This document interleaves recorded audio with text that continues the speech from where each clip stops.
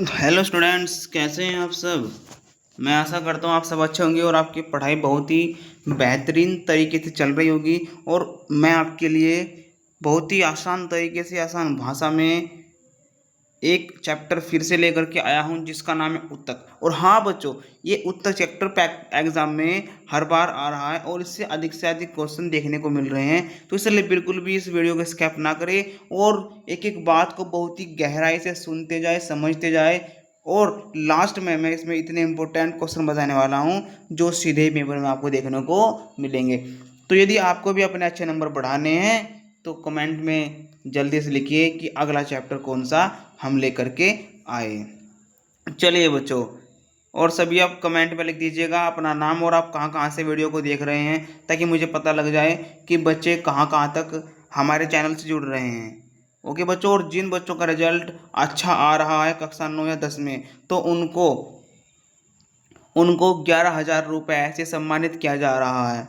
तो जो बच्चा इस वीडियो को देख रहा है वह कमेंट में अपना नाम और अपना पता ज़रूर शेयर करे, ताकि हम उस बच्चे को अपने ग्रुप से जोड़कर उसको एक 11,000 रुपये की धनराशि सम्मान प्राप्त करा सके। चलते हैं बच्चों, कक्षा 9 विज्ञान का अध्याय है उत्तक। और इसमें आज हमारा पहला चैप्टर बच्चों उत्तक क्या है। बच्चों उत्तक क्या होता है, देखिए हमने सबसे इससे पहले चैप्टर में पढ़ा था कोशिका।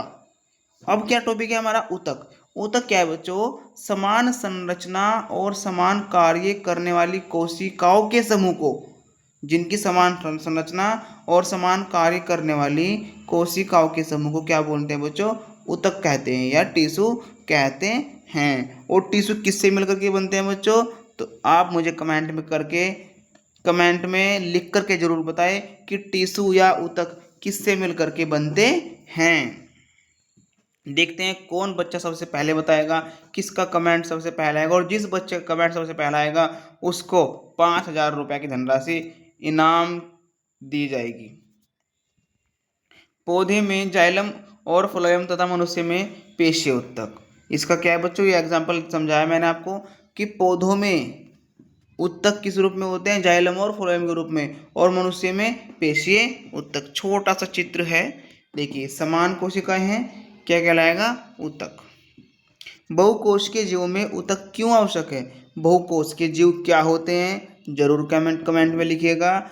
वे जीव जो बहुत सारी कोशिकाओं से मिलकर के बने होते हैं बहुकोशिकीय जीव कहलाते हैं।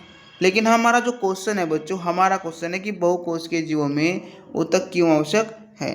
तो बड़े जीवों में अलग अलग कार्य करने के लिए कोशिकाएं समूह बनाकर विशेष कार्य करती हैं। बड़े बड़े जीवों में अलग अलग कार्य करने के लिए कोशिकाएं समूह बनाकर विशेष कार्य करती हैं। इससे शरीर के कार्य आसानी से और प्रभावी ढंग से होते हैं।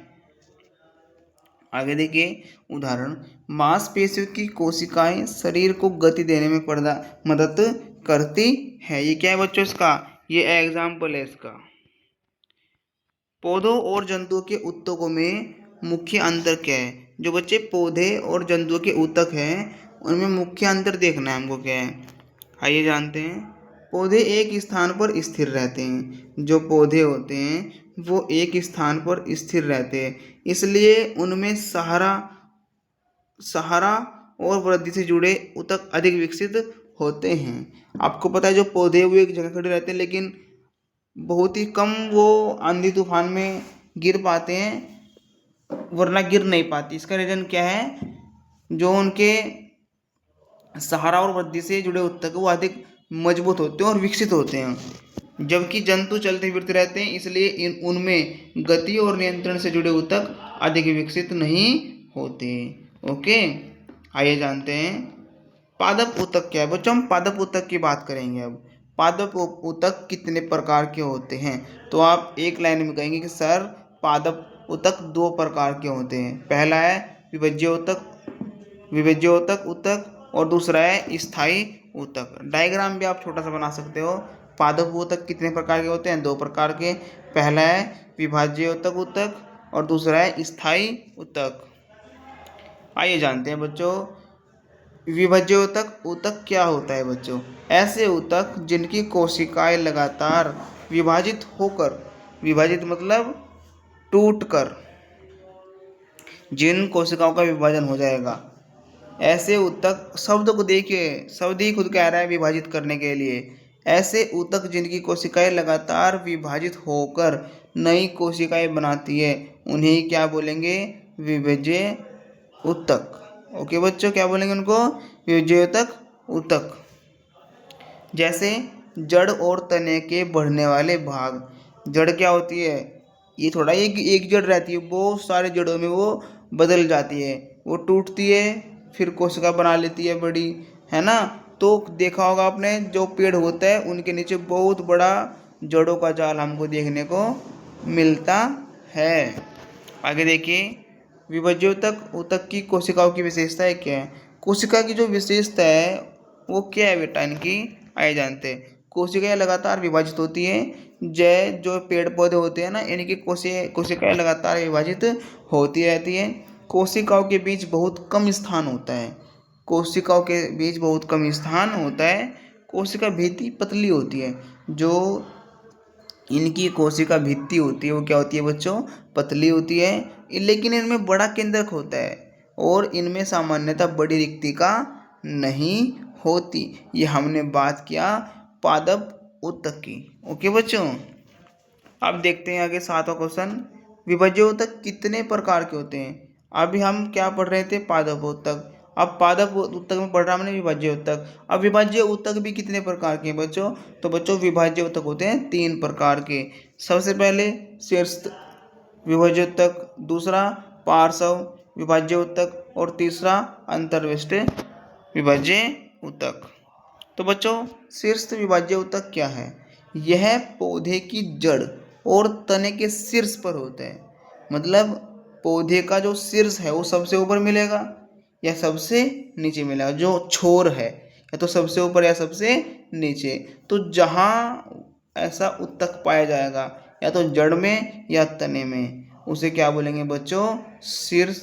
शीर्षत विभज्य ऊतक। ओके, ये क्या काम करता है? इस ऊतक का काम होता है पौधे की लंबाई बढ़ाने में। देखो, या तो तना होगा नीचे या नीचे जड़ होगा, और बीच में क्या होगा?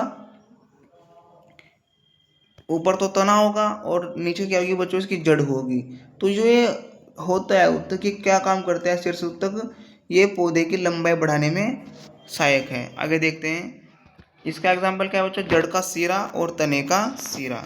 पार्श्व विभाज्य ऊतक क्या है बच्चों? यह पौधे के तने और जड़ की मोटाई बढ़ाने में सहायता करता है। जो पार्श्व विभाज्य ऊतक होता है क्या काम करता है बच्चों? पौधे के तने और जड़ की मोटाई को बढ़ाने में सहायता करता है। उदाहरण क्या है बच्चों? कैम्बियम। इसका उदाहरण क्या है बच्चों? कैम्बियम। ये देखिए पार्श्व विभाज्य ऊतक। अब आगे देखिए, अंतर्विष्ट विभाज्य ऊतक क्या है? यह पौधे के तने या पत्तियों के बीच के भाग में पाया जाता है। अंतर्विष्ट विभाज्य ऊतक यह पौधे के तने या पत्तियों के बीच के भाग में पाया जाता है और पौधे की लंबाई बढ़ाने में मदद करता है। एग्जाम्पल है बच्चों, घास में यह ऊतक पाया जाता है। ये किस में पाया जाता है बच्चों? ऊतक घास में पाया जाता है। ओके, आपका टॉपिक 3 है स्थायी ऊतक। पादप ऊतक 2 प्रकार के थे, पहला हमने पढ़ लिया। अब दूसरा देखिए स्थायी ऊतक।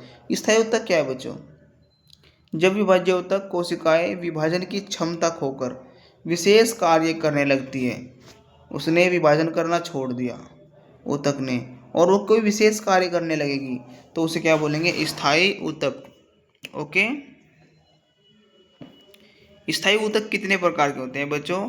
स्थायी ऊतक 2 प्रकार के होते हैं, सरल स्थायी ऊतक और जटिल स्थायी ऊतक। तो सरल स्थायी ऊतक क्या होते हैं बच्चों? सरल स्थायी ऊतक ऐसे स्थायी ऊतक जो मुख्यतः एक ही प्रकार की कोशिकाओं से बने होते हैं, सरल स्थायी ऊतक कहलाते हैं। और बच्चों, इसके भी 3 प्रकार हैं। पहला है पैरेन्काइमा, दूसरा है कोलेन्काइमा और तीसरा है स्क्लेरेन्काइमा। ओके, अब देखिए बच्चों, पैरेन्काइमा क्या है? पैरेन्काइमा जीवित कोशिकाओं से बना ऊतक है। जो बच्चों पैरेन्काइमा है वो क्या है? जीवित कोशिकाओं से बना ऊतक है। यह पौधे में भोजन का भंडारण करने में मदद करता है। अगर 1 नंबर में क्वेश्चन आ जाए कि पौधे में भोजन का भंडारण करने में कौन मदद करता है, क्या बोलेंगे? पैरेन्काइमा ऊतक। आलू में भोजन का संग्रहण कौन करता है? पैराकाइना ऊतक। एराकाइना काइमा क्या है? जो एराकाइमा बच्चों क्या है वो? जब पैराकाइमा की कोशिकाओं के बीच बड़े वायु स्थान होते हैं उसे क्या बोलते हैं? एराकाइमा। देखो एरा मतलब एयर, ये से पहचानो इस चीज को। एरा मतलब एयर, हवा, एराकाइमा।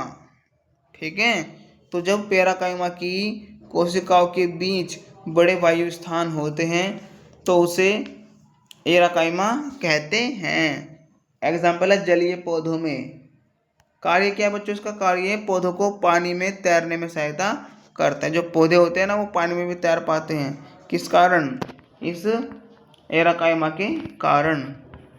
क्लोरेकाइना क्या है बच्चों? क्लोरेना काइमा है जब पैराकाइमा कोशिकाओं में क्लोरोफिल होता है। देखो क्लोरे बोले तो क्लोरोफिल, जो पेड़ पौधों को हरा भरा करने में मदद करता है उसे क्या बोलते हैं? क्लोरोफिल। जब पैरानाकाइमा कोशिकाओं में क्लोरोफिल होता है तो उसे क्लोरोकाइमा कहते हैं। जैसे प्रकाश, इसका कार्य क्या बच्चों? इसका कार्य है प्रकाश संश्लेषण का। ठीक है, अगर क्लोरोकाइमा नहीं होगा तो प्रकाश संश्लेषण भी नहीं होगा। ये बात आप समझ के चलिएगा, क्योंकि सूर्य का प्रकाश तो जरूरी है, साथ में कार्बन डाइऑक्साइड भी जरूरी है, जल भी जरूरी है, लेकिन जो एक क्लोरोफिल होता है ये क्या करता है? पौधे को हरा भरा रखने में मदद करता है। समझे? आगे देखिए, कोलेनकाइमा क्या है? यह पौधे के भागों को लचीलापन और सहारा प्रदान करता है। जो बच्चों कोलेनकाइमा होता है क्या करता है? पौधे के भागों को लचीलापन और सहारा प्रदान करता है। एग्जाम्पल है पत्तियों के डंठल और युवा तने।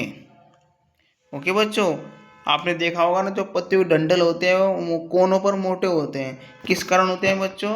ये होते हैं कोलेनकाइमा के कारण। तो प्यारे बच्चों, हमने आपको पार्ट 6 ऊतक का भाग 1 करा दिया गया है और बहुत ही आसान तरीके से आपको समझाने का प्रयास किया है। इसी के साथ हम मिलते हैं आपको नेक्स्ट वीडियो में भाग 2 के साथ। तब तक के लिए धन्यवाद। पढ़ते रहिए, बढ़ते रहिए, जल्द मिलेंगे, फिर मिलेंगे। Thank you.